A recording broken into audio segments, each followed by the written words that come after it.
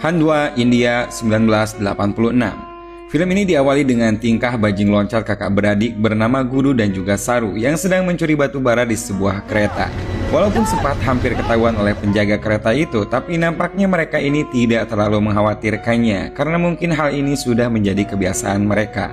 Setelah mereka rasa curiannya cukup, akhirnya mereka pun turun dan menjualnya, dan uang hasilnya pun mereka belikan susu. Ada yang sedikit menyentuh pada momen ini, di mana saat mereka sedang membeli susu, Saru berkata pada kakaknya bahwa ia ingin jalebi. Kalau di Indonesia mungkin semacam kerupuk harga 2000-an.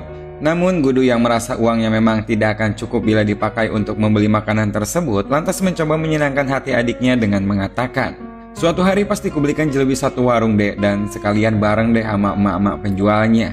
Saru nampaknya begitu senang dengan perkataan kakaknya, namun lain halnya bagi Gudu yang justru hatinya terasa perih karena memang tak sanggup memenuhi keinginan adiknya yang memang tidak seberapa itu. Setelah urusan mereka selesai di pasar, mereka pun pulang ke rumahnya.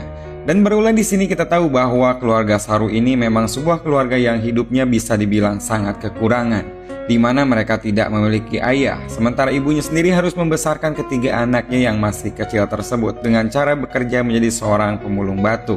Dengan gaji 2.500 per hari, bagaimana bisa dia mencukupi kebutuhan hidup keluarga mereka? Untuk sekedar membeli beras saja, sisanya ngutang. Sang ibu yang sedikit merasa heran saat kedua anaknya mampu membeli susu, lantas bertanya dari mana mendapatkannya.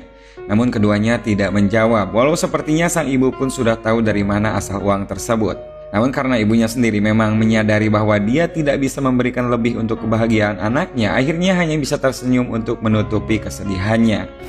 Selain menjadi bajing loncat, ternyata Gudu ini juga nyambi jadi kuli panggul di stasiun kereta yang ada di kota. Dan inilah awal cerita sebenarnya baru akan dimulai. Begitu mereka sampai di stasiun kota, apesnya si Saru ini malah tertidur dan susah dibangunin. Hal ini tentu saja membuat Gudu jadi galau antara mulai kerja atau menemani adiknya. Namun karena mungkin menurut Gudu adiknya bisa ditinggal dan dibiarkan tidur di kursi ini, ia pun langsung menyuruh Saru untuk menunggu dan jangan pergi kemanapun sampai dia kembali. Entah sudah berapa lama Gudu pergi, tiba-tiba di tengah malam Saru terbangun. Saru yang melihat stasiun sepi tanpa penghuni ini mulai ketakutan dan berusaha memanggil kakaknya. Karena Gudu gak kunjung datang juga, akhirnya ia pun berjalan mencari kesana kemari sampai ke dalam kereta. Gudu? Entah apa yang dipikirkan Saru saat itu, ia pun malah diam di dalam kereta ini dan apesnya ia malah ketiduran.